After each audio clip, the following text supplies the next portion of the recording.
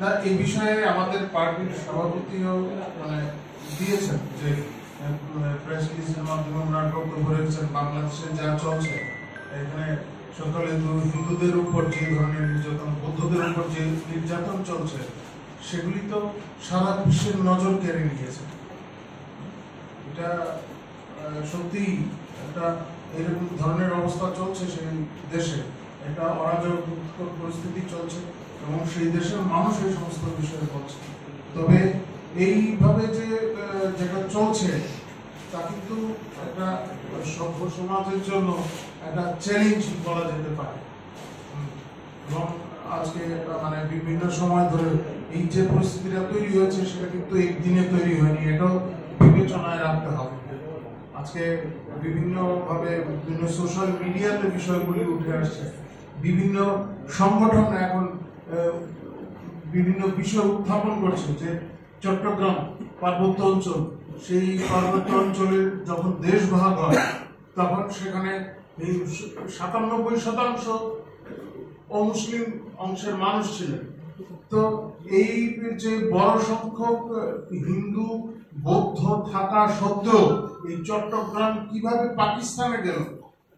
আমার সঙ্গে বিভিন্ন সংগঠনের কথা হয়েছে, তারা চাইছে আন্তর্জাতিক আদালতে যাওয়ার বিষয়টি, যে সেটা যাওয়া প্রয়োজন তারা মনে করছেন, কারণ কিভাবে সেটা পাকিস্তানের অন্তর্ভুক্ত হলো, এর পেছনে কি ষড়যন্ত্র ছিল, এখন তো মানুষ জানতে চাইছে এই সমস্ত বিষয়। আজকের দিনেও এই অংশটি চট্টগ্রাম, সেখানে মুসলিম অংশের মানুষ সংখ্যাগুরু নন, যদিও সেখানে অত্যাচার চলছে নানাভাবে। এটা একদম পৃথক রাষ্ট্র হতে পারে, কিন্তু কোন শুভবুদ্ধি সম্পন্ন মানুষ এই বিষয়গুলিকে এড়িয়ে যেতে পারে না। আজকে যে সমস্ত মুখ্যমন্ত্রীও এই সমস্ত বিষয় বিবৃতি দিয়েছে, এখন বাংলাদেশে যা চলছে সত্যি ভয়াবহ এবং অবশ্যই এর প্রভাব অন্যত্র পড়ে। আপনাদের যদি আর কিছু জিজ্ঞেস করেন। পুষ্পবন্ত যেটা পুষ্পবন্ত প্রাসাদ আছে, এই প্রাসাদ নিয়ে দেখা যায় উপজাতি অংশের সহজ সরল মানুষদের রাস্তায় নামানো হচ্ছে, আপনাদের শরিক দল নামিয়েছে, কিন্তু পক্ষান্তরে দেখা যাচ্ছে সেই রাজন্য আমলের অনেক স্মৃতি যেখানে বিয়ে বাড়ি করে রেখেছে। এই বিষয়টা নিয়ে কি বলবেন? আপনি তো সত্যি বলেছেন কথা।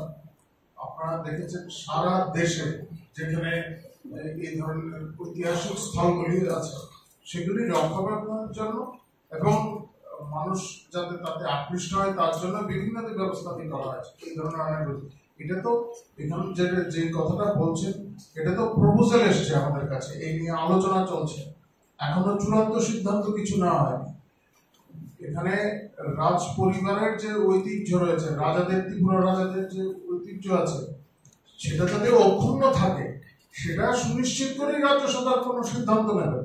কারণ আমরাই প্রথম এই ত্রিপুরার রাজাদের সম্মান দিয়েছি, ইতিপূর্বে তো কোনো সরকার, বিশেষ করে বামপন্থীরা তো এর বিরুদ্ধেই ছিল। এ রাজ্যে অনেক জায়গায় এই জ্যাকসন গেট আজকে আছে নাকি, তারা ভেঙে চুরমার করে দিয়েছে। এখানে যারা আছেন অনেকেই এই জ্যাকসন গেট দেখেননি, আমরা ছোটবেলায় দেখেছি জ্যাকসন গেট। কোথায় আজকে জ্যাকসন গেট? লালবাড়িটা কোথায়? যারা আজকে এই ধরনের কথা বলছেন রাজ্য সরকারের বিরুদ্ধে, তাদের জিজ্ঞাসা করুন যে কিভাবে এইগুলি কোথায়, এগুলি আর পুনরুদ্ধার করা যাবে না।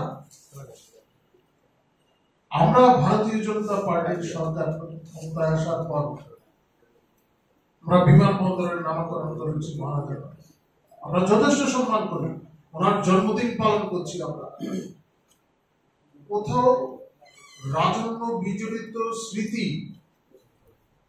কালিমালিপ্ত হবে এটা তো আমরা মেনে নিতে পারি না। আপনারা দেখেছেন এই কামানচুঙ্গিতে 0 পয়েন্ট, আগে এই সমস্ত পিলার মাটির নিচে ছিল, সেখানে মহারাজার মূর্তি বসানো হয়েছে, সবাই দেখতে পাবে এই বিষয়গুলি। হ্যাঁ, এটাও তো স্বাভাবিক, আপনি যে প্রশ্নটা করেছেন এটাও স্বাভাবিক। রাজন্য বিচলিত বিভিন্ন স্মৃতিস্থানে নানাভাবে ব্যবসাদি করা হচ্ছে। এখন শুধু আমাদের এই পুষ্পবন্ত ভবন নিয়ে আমাদের সরকারের যে চিন্তা ভাবনা, তাতে একটা অহেতুক ব্যাঘাত ঘটানোর চেষ্টা হচ্ছে। রাজ্য সরকার এখনো ওই ধরনের কোনো সিদ্ধান্ত নেয়নি, এখনো কোনো এমনও সিগনেচার হয়নি, কোনো কিছু স্বাক্ষর হয়নি।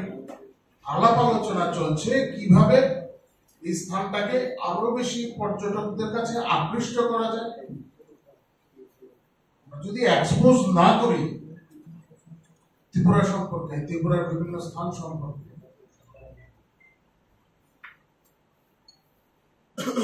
রবীন্দ্রনাথ বিজড়িত এই যে এলাকাগুলি, এই স্থানটি, সমগ্র এলাকাটি, শুধু এই পুষ্পবন্ত ভবন না, আশপাশের সমগ্র এলাকা যথেষ্ট গুরুত্বপূর্ণ, বিবেচনা করতে হবে। যাই হোক, রাজ্য সরকার যথাসময়ে উপযুক্ত সিদ্ধান্তই নেবে, এতে কোনো সন্দেহ নেই। এ নিয়ে যদি কেউ মনে করেন যে এই বিষয়ে কোনো সুপরামর্শ দেবেন, নিশ্চয়ই পার্টির লেভেলেও দিতে পারেন, ব্যক্তিগত ভাবেও দিতে পারেন, রাজ্য সরকারের কাছে প্রস্তাব যেতেই পারে, এতে তো কোনো বাধা নেই। আর যদি কিছু